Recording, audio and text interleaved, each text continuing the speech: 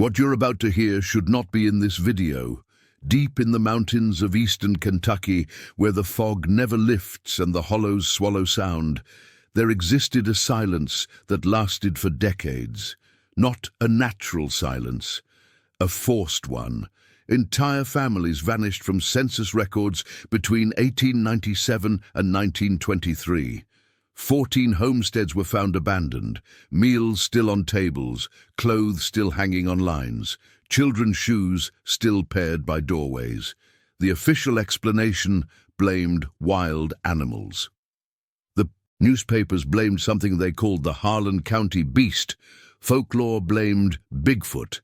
But the truth, buried in courthouse basements and burned church registries, tells a different story, a story of two families, a story of pride, a story of what happens when isolation, poverty, and vengeance are left to fester in a place where law never reached. By the time you finish this, you will understand why 43 people disappeared from those mountains, why their names were erased, and why the survivors swore on their deathbeds never to speak of what they witnessed. The final chapter contains a revelation so disturbing that some of those who uncovered it wished they had never searched. Stay until the end. The Harlan County Mountains in 1897 were not like anywhere else in America. They were forgotten before they were ever remembered. The coal boom had not yet arrived. The railroads had not yet cut through the rock.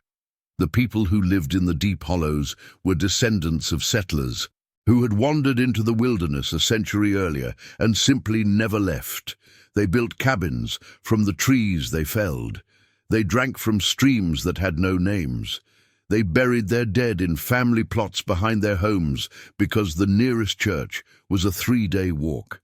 And they lived by a code older than the Constitution, a code that said family was everything, land was sacred, and wrong done to one was wrong done to all. In these mountains there was no sheriff, there was no telegraph, there was no newspaper.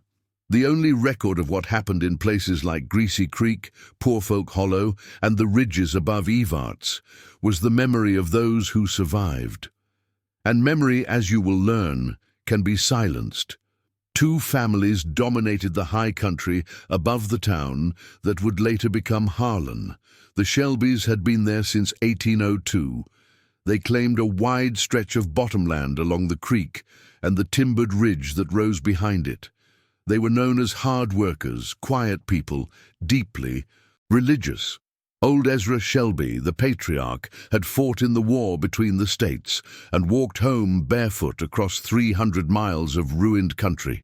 He raised 7 sons and 4 daughters. By 1897, his descendants numbered over 40. They attended the small church at the fork of the creek, grew corn and tobacco, hunted deer, and kept to themselves. They trusted no one outside the bloodline. The Caudles arrived later in 1831 and settled the ridge on the opposite side of the hollow. They came from Virginia, fleeing something they never spoke of. They were louder than the Shelbys, more prone to drink, quicker to anger, but they were also survivors. They worked the same soil, hunted the same woods, and raised children who married into other mountain families. The two clans had coexisted for 60 years with minimal contact. They did not share meals. They did not attend the same services. They acknowledged each other with nods and moved on. That fragile peace held because there was enough land, enough game, and enough distance. But by the late 1890s, the game was thinning, the soil was exhausted, and the ridgeline that separated their claims had become a source of quiet dispute. Neither family knew it yet, but the boundary between them was about to become a grave. The trouble began in the spring of 1897, over something so small it should have been forgotten by sundown. A hog belonging to Lester Caudle wandered across the ridge and rooted through the garden of Amos Shelby. Amos was 19 years old, recently married, and trying to prove himself to his father. He found the hog destroying his squash and beans, and he did what mountain law allowed. He killed it, he butchered it, and he sent word to Lester that he could come collect the meat if he wanted it. Lester Cordill was 34, a father of 6, and known across the hollow for his temper. When he received the message, he did not come for the meat. He came for an apology. He stood at the edge of Amos Shelby's property and shouted accusations. He called Amos a thief. He called his wife a name that no man could tolerate. Amos walked out onto his porch with a rifle. He did not fire. He simply stood there, the weapon across his chest, and told Lester to leave. Lester left, but he swore in front of 3 witnesses that the Shelbys would pay for what they had done. That night, someone set fire to the Shelby corn crib. Amos lost his entire winter supply. He knew who was responsible. Everyone knew, but there was no law to appeal to, no court to hear the case. There was only the code, and the code demanded response. Check if you are already subscribed to this channel. What you are about to hear in the chapters ahead involves events that were deliberately erased from the historical record. If you want to understand why certain stories are buried and who benefits from their silence, you need to stay here. Amos Shelby did not burn the Cordill property in return. He did something, and worse, he waited. For 3 weeks he said nothing. He worked his fields, he repaired his corn crib, he attended church. And then, on a Sunday morning in late April, he walked across the ridge to the Cordill homestead, found Lester feeding his chickens, and beat him with his fists until Lester could not stand. He did not use a weapon. He did not kill him. He simply humiliated him in front of his wife and children, then walked home without a word. Lester Cordill spent 2 weeks recovering. His jaw was broken. His ribs were cracked. His pride was destroyed. When he could finally stand again, he gathered his brothers, his cousins, and his sons. 7 men in total. They armed themselves and rode to the Shelby homestead at dusk. What happened that evening was witnessed by a 12-year-old boy named Harlan Shelby, who hid beneath the porch and watched through the cracks in the floorboards. Harlan later gave a deposition to a circuit court judge in 1931, 34 years later, and his account is the only surviving record of the first attack. The Cordills arrived on horseback. They did not announce themselves. They did not demand justice. They simply opened fire on the cabin. Amos Shelby was struck in the shoulder as he reached for his rifle. His wife, pregnant with their first child, was struck in the arm. Old Ezra Shelby, 73 years old and nearly deaf, walked out onto the porch to see what the noise was. He was struck twice in the chest. He fell against the door frame and slid to the ground. Harlan, beneath the porch, watched his grandfather die 3 feet above his head. The Cordills did not dismount. They fired until their weapons were empty, then rode back across the ridge. They believed they had ended it. They believed the Shelbys would understand that some insults cannot be answered with fists. They were wrong. Ezra Shelby had raised 7 sons. All 7 were still alive, and every one of them had children of their own. The Cordills had killed the patriarch of a family that numbered 40. They had not ended anything. They had started something that would not stop for 26 years. The funeral for Ezra Shelby was held 2 days later. Every member of the family attended. No one wept openly. The preacher spoke of forgiveness, of turning the other cheek, of leaving vengeance to the Lord. When he finished, the eldest surviving son, a man named Thomas Shelby, stood and addressed the congregation. His words were not recorded, but according to Harlan's deposition, he said something to the effect of, "The Lord helps those who help themselves, and this family will help itself." That night, the Shelby men gathered in the barn behind Thomas's house. They counted their weapons. They divided into groups. They assigned targets. There would be no warning. There would be no negotiation. There would be no mercy. The Cordills had drawn first real blood. The Shelbys would draw last. 3 days after the funeral, Lester Cordill's barn burned to the ground. Inside were 4 horses, a milk cow, and Lester's eldest son, who had been sleeping in the loft. He was 16 years old. His name was Emmett. He burned to death before anyone could reach him. The Caudills found his remains in the ashes the next morning. Lester did not scream. He did not cry. He simply knelt in the char and ash and stayed there for 6 hours, unmoving, unspeaking. When he finally stood, his wife later said, the man she had married was gone. What remained was something else entirely. What remained wanted only one thing, and that thing was extinction. The summer of 1897 became a season of terror in the hollows above Harlan. The Caudills struck next, ambushing 2 Shelby cousins on the road to town. They were found 3 days later in a ravine, their bodies left for the animals. The Shelbys responded by burning a Caudill tobacco field and shooting the mule that tried to escape the flames. The Caudills poisoned a Shelby well. A child died. The Shelbys attacked a Caudill wedding, firing from the tree line and wounding 4 guests. The Caudills hunted down the shooters and hanged one from a sycamore tree. And so it continued, month after month, attack after attack, until the people in the surrounding hollows began to flee. Families that had lived in those mountains for 3 generations packed their belongings and left. They did not go to the authorities because there were no authorities. They did not go to the newspapers because the newspapers were 100 miles away. They simply vanished into the deeper wilderness, hoping to escape the violence that had consumed their neighbors. By October of 1897, the combined death toll was 11, 7 Shelbys, 4 Caudills, and it was only the beginning. The first winter of the feud was brutal. Snow fell early and deep, trapping both families in their hollows. The violence paused, but the hatred did not. Both sides used the months of isolation to plan. The Shelbys sent a messenger to relatives in Virginia, requesting reinforcements and weapons. The Caudills did the same, reaching out to kin in Tennessee. By the spring of 1898, both families had doubled their numbers. The feud was no longer a local dispute. It had become a war, and both sides intended to win it through total annihilation.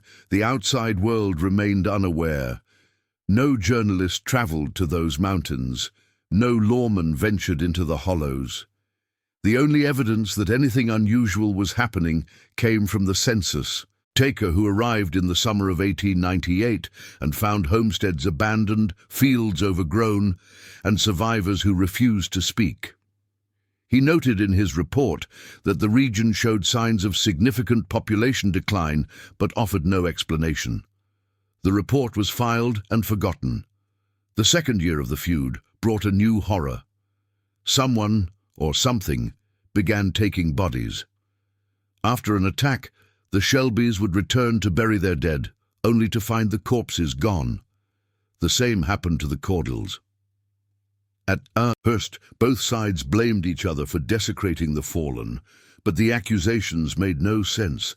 Neither family would risk crossing into enemy territory just to steal a corpse. The disappearances continued. By the end of 1898, at least 7 bodies had vanished. Rumors began to spread. The people in the surrounding hollows, those few who remained, whispered about something in the woods, something large, something that walked on 2 legs but was not a man. They called it the Harlan County Beast. The name stuck. It gave both families something to blame besides each other. It gave the survivors a reason to believe that the evil consuming them came from outside, not from within. A comment ready for reflection. If you had been born in those mountains, in those years, you would have known no other life. You would have watched your family die and been expected to kill in return. Pause for a moment and consider what that does to a child, what it does to a community, what it does to the soul. By 1900, the feud had claimed 23 lives. The Shelbys had lost 13, the Caudills had lost 10. Both families had been reduced to women, children, and old men. The young men who had started the violence were nearly all dead, but the hatred they planted had taken root in the next generation. Boys who had been 10 years old when the hog was killed were now teenagers with rifles and memories of watching their fathers die. Girls who had lost brothers had married into both families and carried the grief with them like a disease. The feud did not die when the original fighters died. It simply passed to their children, stronger and more bitter than before. In 1903, a circuit judge named Walter Sampson attempted to broker peace. He traveled to Harlan County with 2 deputies and a document that both families were asked to sign. The document promised amnesty for past crimes in exchange for a formal end to hostilities. The Shelbys refused to meet with him. The Caudles agreed to meet, but demanded that the Shelbys be held accountable first. Sampson left after 3 days, having accomplished nothing. His report to the state capitol described the region as beyond the reach of law and recommended that no further judicial resources be wasted on the area. The state agreed. The hollows were abandoned to their fate. The next 15 years saw sporadic violence, periods of uneasy quiet, and the slow decay of both families. The land they had fought over was no longer productive. The game had been hunted out. The timber had been cut. The children who survived grew up hard and mean, distrustful of outsiders, and trapped in a cycle they did not know how to escape. Some left. They walked out of the mountains and never returned, changing their names and denying their origins. Some stayed and continued the killing, and some simply disappeared, added to the growing list of those who had vanished without explanation. By 1915, the original hog dispute was 60 years. In the past, everyone who remembered it was dead, but the feud continued because neither side knew how to stop. Stopping meant admitting that the deaths had been meaningless. Stopping meant forgiving. And forgiveness was the one thing no one in those hollows could afford. In 1918, the Caudles made their final, desperate move. Lester Caudle had died of fever in 1911. His eldest surviving son, a man named Virgil, had taken over leadership of the family. Virgil was smarter than his father. He understood that the Shelbys could not be defeated in direct combat. They were too many, too well-armed, too entrenched. So he devised a different strategy. He would destroy them not with bullets, but with fear. He would make them believe that something inhuman was hunting them. He would make them abandon their land and flee. The first stage of Virgil's plan involved the beast rumors. He sent men into the surrounding counties to spread stories. They spoke of sightings in the woods, of strange tracks of livestock found torn apart. They described a creature 8 feet tall, covered in hair, with eyes that glowed in the darkness. The stories were exaggerated versions of the Harlan County Beast legend that had circulated for years, but now they were deliberate, coordinated, and designed to terrify. The second stage involved the disappearances. Virgil and his men began taking bodies after attacks, just as someone had done years before. But this time, they left evidence. They left tracks. Enormous footprints carved into the mud with wooden frames. They left fur, taken from bears they had trapped and skinned. They left the impression that something monstrous was stalking the hollows. The third stage was the most dangerous. Virgil began attacking at night, wearing costumes constructed from animal hides, moving through the trees on stilts to create the illusion of impossible height. He never killed anyone during these raids. He simply appeared, screamed, and vanished. The goal was not to take lives. The goal was to break minds. The Shelbys, already depleted by 2 decades of violence, began to crack. Several families fled in the night, leaving everything behind. Others barricaded themselves in their cabins and refused to come out, even for food. The old women spoke of demons. The children had nightmares. The men, those few who remained, organized hunting parties to track the beast. They never found it. They only found more tracks, more fur, more evidence of something that should not exist. By 1921, the Shelby presence in the hollows had been reduced by half. Virgil Cordell believed he was winning, but Virgil had made a mistake.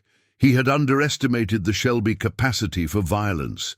He had assumed that fear would drive them away. Instead, fear made them desperate, and desperate people do not flee, they fight. In the spring of 1922, a Shelby hunting party captured one of Virgil's men during a night raid.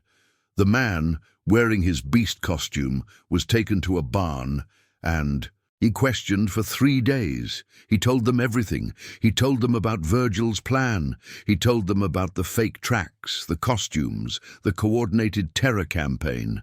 And he told them where Virgil was hiding. The Shelbys did not wait. That same night, 12 men rode to the Cordell stronghold on the far ridge. They did not burn it. They did not shoot from a distance. They walked inside and did what needed to be done with knives and hands and silence. When they left, 18 Cordells were dead. Virgil was among them. The feud, after 25 years, was over. But the silence that followed was not peace. It was exhaustion. It was emptiness. It was the quiet that comes after everything has been destroyed. The final body count was 43, 26 Shelbys, 17 Cordells, but those numbers do not include the disappeared, the fled, the driven mad. They do not include the children who starved when their parents died. They do not include the women who walked into the woods and never returned. The true toll will never be known. What is known is that by 1923, the hollows above Harlan were empty. Both families had been erased, not by a beast, but by themselves. The land they had killed for was worthless. The honor they had defended was meaningless. The names they had fought to preserve were forgotten within a generation. In 1931, a young lawyer named Charles Morgan was researching land claims in Harlan County when he discovered a cache of documents in the courthouse basement. Among them was the deposition of Harmon Shelby, the boy who had witnessed the first attack. Morgan tracked down Harmon, now a 60-year-old man living alone in a cabin outside Evarts.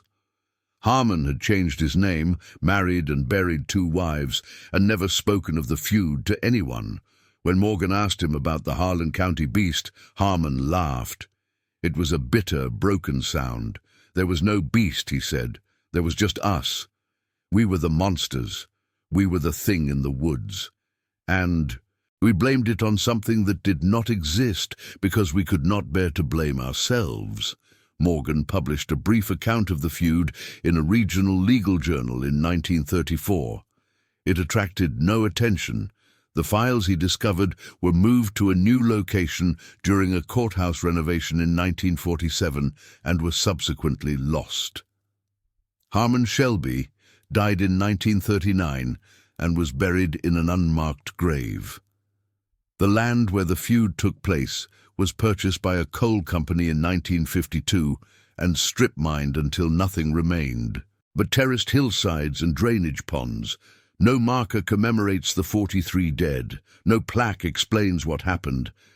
The hollows are silent now, not because the violence ended, but because there is no one left to remember it. This is the truth that was buried, not a supernatural creature, not an unexplained mystery, just 2 families, a dead hog, and a pride that demanded blood until there was no blood left to give.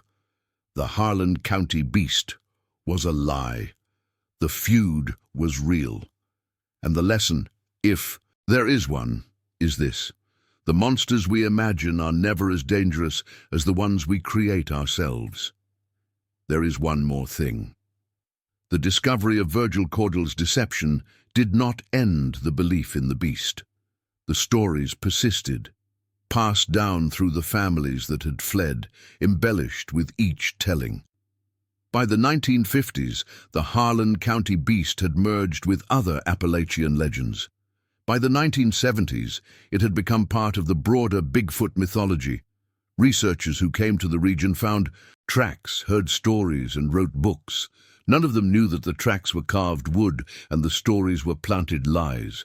None of them knew that the legend was born not from the wilderness, but from a man who wanted his enemies to run. The beast lives on in books and documentaries and late-night television specials. It is cited as evidence of undiscovered species, of ancient hominids surviving in remote forests, of mysteries beyond scientific explanation. But it is none of those things. It is the ghost of a feud, the shadow of a deception, the echo of 43 lives spent in hatred. And every time someone claims to see the creature in those mountains, they are seeing the residue of human cruelty, given form by fear and preserved by forgetting. The Shelby and Caudill names are gone from Harlan County. The courthouses have no records. The cemeteries have no graves. The only evidence that these families ever existed is the land itself, scarred and hollowed and silent. If you travel to those ridges today, you will find nothing but trees and fog and the occasional collapsed foundation. You will hear nothing but wind and birds and the distant rumble of trucks on the highway below. You will see no beast. You will see no ghosts. You will see only what remains when hatred has finished its work. And perhaps that is the most disturbing thing of all. Not that something monstrous happened here, but that it happened and was forgotten and could happen again anywhere for reasons just as small. If you watched until here, it is because you could handle the truth. Leave a comment saying, "I watched until here, so I can know who truly follows these stories."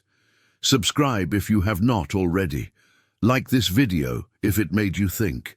And share it with someone who needs to understand that the darkest chapters of history are not always found in textbooks. Sometimes they are buried in courthouse basements, in unmarked graves, in the silence of empty mountains, and sometimes they are blamed on monsters that never existed, because the truth is too human to bear. There is a final detail that was not included in the main account, a detail discovered only recently in 2019, when a genealogist named Sarah Whitmore was tracing her family roots through eastern Kentucky. She found, in a private collection of letters belonging to a distant relative, a single page that had survived over a century. It was written by a woman named Martha Shelby, the wife of Thomas Shelby, the man who had organized the family's response after Ezra's death. The letter was dated November 1922, 7 months after the final attack on the Caudills. It was addressed to a sister in Ohio, whom Martha had not seen in 30 years. The letter was never sent. It was found folded inside a Bible, stained and brittle, the ink faded but still legible. What it contained changes nothing about the facts of the feud, but it changes everything about how we understand the people who lived through it. Martha wrote that she had not slept a full night since 1897. She wrote that she heard gunshots in her dreams, smelled smoke in every wind, saw her father-in-law's face every time she closed her eyes. She wrote that she had begged Thomas to stop, to take the children and leave, to let the Caudills have the land if that was what it took. Thomas had refused. He had told her that leaving would mean his father died for nothing, that his brothers died for nothing, that the family name would be a mark of cowardice forever. Martha wrote that she understood his reasoning but could not forgive it. She wrote that she had watched her sons grow into killers and her daughters grow into widows. She wrote that she had buried 11 grandchildren, some from violence, some from illness brought on by fear and deprivation. She wrote that she did not know what she had done to deserve such a life, but she had stopped asking God for answers long ago. The letter ended with a single line that has stayed with everyone who has read it. She wrote, "I have lived in hell for 25 years, and the worst part is that we built it ourselves." Martha Shelby died in 1924. She was buried behind the cabin where she had spent her entire married life. The cabin collapsed in the 1930s, and the gravesite was lost. No one knows exactly where she rests. No one marked the spot. Her letter survived by accident, preserved inside a Bible that was sold at an estate auction in 1941 and passed through 3 families. Before reaching the collection where Sarah Whitmore found it, the genealogist published the letter in a small academic journal in 2020. It attracted little attention. The feud remains obscure, the beast remains legendary, and the truth remains buried. But now you know. You know that 43 people died over a hog. You know that a terror campaign created a monster that never existed. You know that families can destroy themselves more thoroughly than any enemy. And you know that the survivors, the ones who lived through it, understood exactly what they had done and could not find a way to stop. Martha Shelby's letter is proof that awareness is not salvation. Knowing the truth does not protect you from it. Sometimes people walk into darkness with open eyes and cannot find their way back. Sometimes the only escape is death, and even that does not bring peace. The mountains of eastern Kentucky are quiet now. The coal companies have come and gone. The hollows have been logged and mined and abandoned again. New families have moved in, families with no connection to the old blood, no memory of the old hatred. They build houses on land that was once soaked in violence. They hunt in woods where men once stalked each other with rifles. They tell their children stories about Bigfoot, about the creature that supposedly roams these hills. And the children grow up believing that the mountains hold mysteries beyond human explanation. They do not know that the mystery was solved a century ago. They do not know that the monster was a man in a costume. They do not know that the fear they feel when they walk alone in the fog is the echo of a terror that was deliberately manufactured to drive people from their homes. The past is not gone. It is simply forgotten, and forgetting is not the same as healing. If there is a lesson in this story, it is not about Bigfoot. It is not about feuds or Appalachia or the failures of law in remote places. The lesson is about what happens when pride becomes more important than life, when insults cannot be forgiven, when the death of a hog becomes justification for the death of 43 human beings. The lesson is that we are all capable of this. Every family, every community, every nation carries within it the seeds of exactly this kind of destruction. The only difference between those who avoid it and those who fall into it is the willingness to stop, to say, "This is enough," to let the insult go, to bury the grievance before it buries you. The Shelbys and Cordills never found that willingness. They could not stop. They did not know how, and so they killed each other until there was no one left to kill. That is the truth of the Harlan County Beast. That is the truth of the feud that was blamed on something inhuman, because the human truth was too terrible to accept. You have heard it now. You carry it with you. What you do with it is your choice.